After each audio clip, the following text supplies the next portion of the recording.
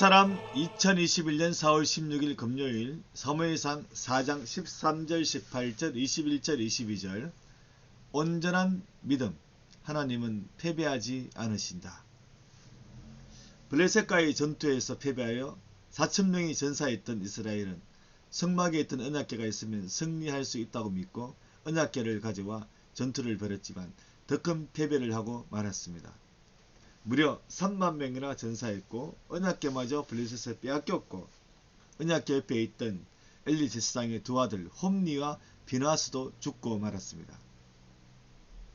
엘리 제사장은 죄를 회개하도록 책망하지 못하고 도리어 언약궤를 부적처럼 이용하도록 허락한 것이 자신의 실수라고 여기게 될 즈음에 엄청난 패배의 소식을 전하기에 한 병사가 실로 성막에 있는 엘리 제사장에게로 도착했는데 실로 마을 전체가 패배의 소식을 전해 듣고는 울부짖기 시작했습니다. 엘리 또한 뭔가 큰 문제가 있음을 직감하고 기다리고 있었는데 병사를 통해 자신의 두 아들이 전사했다는 소식을 듣게 됩니다. 이때까지는 괜찮았어요. 안타깝고 아쉽고 그렇지만 괜찮았죠. 하지만 언약궤마저 빼앗겼다는 소식을 들었을 때는 너무 큰 충격이었습니다. 두 아들의 전사보다 더 큰 충격이었습니다. 너무 놀라 뒤로 넘어져 목뼈가 부러지고 말았습니다. 결국 죽었죠. 고난은 파도처럼 한꺼번에 밀려온다는 말이 있듯 엘리의 아들 비나스의 아내가 출산 중에 있었는데 자신의 남편과 시아버지가 죽은 것과 언약궤를 빼앗겼다는 소식을 듣고는 아기를 낳다가 죽고 말았습니다. 죽으면서 아기의 이름을 하나님의 영광이 이스라엘을 떠났다며 이가봇이라고 지었습니다.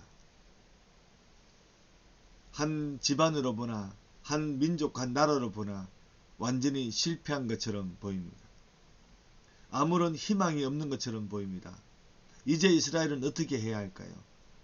이스라엘의 하나님마저 전혀 해결하지 못할 것 같아 보이는 상황입니다.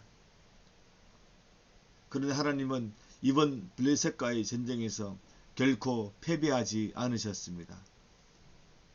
이스라엘 군사가 34,000명이나 죽은 것과 언약궤를 빼앗긴 것과 한 집안의 남자들이 동시에 죽은 것이 너무나도 안타깝고 비참하지만 이 모든 일들은 하나님의 영광을 드러냅니다.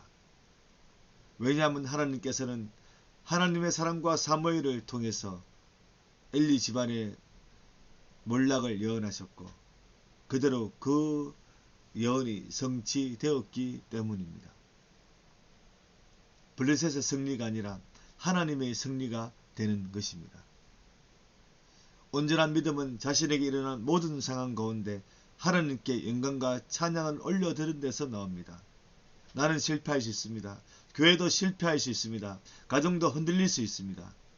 그럼에도 불구하고 나와 교회와 가정을 통해 하나님은 찬양 받으셔야 합니다.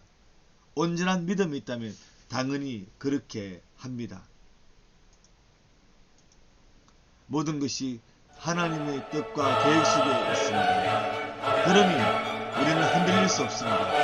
하나님만 바라본다는 것이 바로 이런 자세입니다.